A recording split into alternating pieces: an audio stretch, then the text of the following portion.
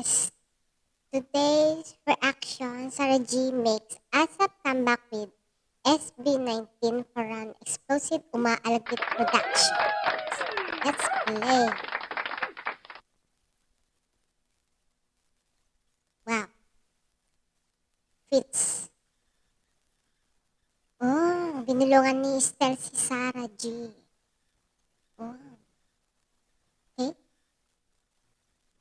She looks beautiful, si Sarah G. Wow, okay. Oh.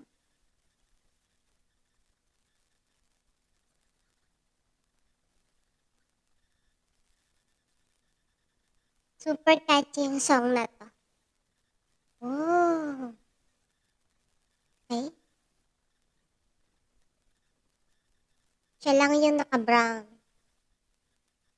I like their fits. Oh, and eyes. Wow.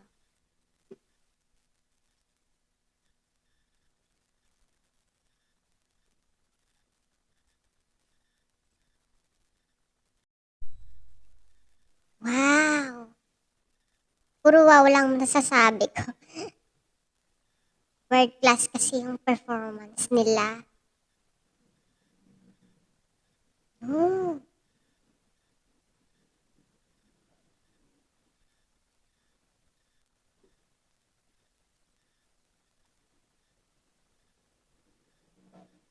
ang international. Ibang level. Wow.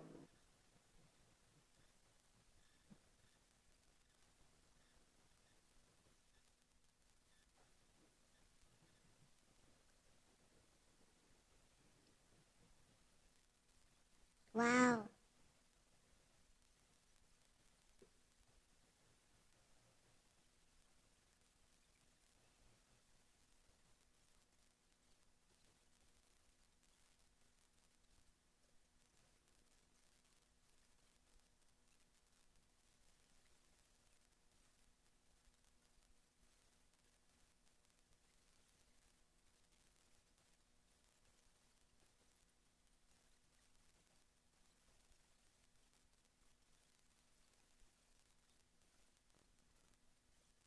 Oh,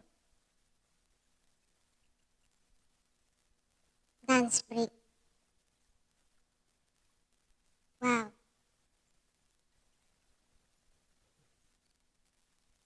Oh,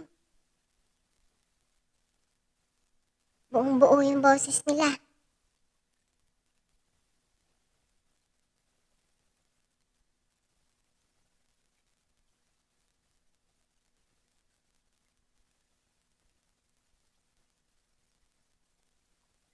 Adlib, yung adlib ni Estelle. Wow. Si Josh. At si Ken.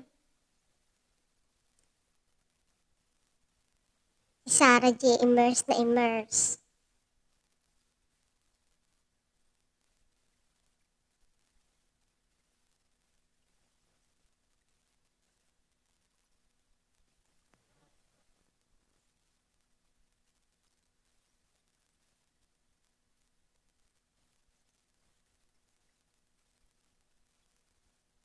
Wow, the formation.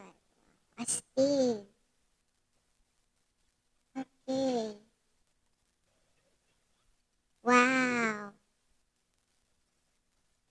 Their camera work was amazing and their performance was incredible.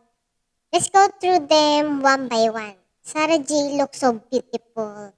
She was so cute when Estelle whispered to her. Justin looked really handsome then, and the voices were strong and live na live. I also noticed na yung choreography, lalo yung kay Pablo's part was really awesome. He even bent down to the floor, but his voice still sounded powerful. Then, during the dance break, Ken really stood out with his cool presence. Actually, all of them were another level already. At si Josh, yung face niya talaga really has a different kind of charisma on stage. Si Estelle din, during the ad-libs gave me goosebumps talaga. I also noticed the OG, it was so good, just perfect. Kaya ang bibigay ko sa kanilang rating ay kung sobra-sobra na sa 100, perfect talaga.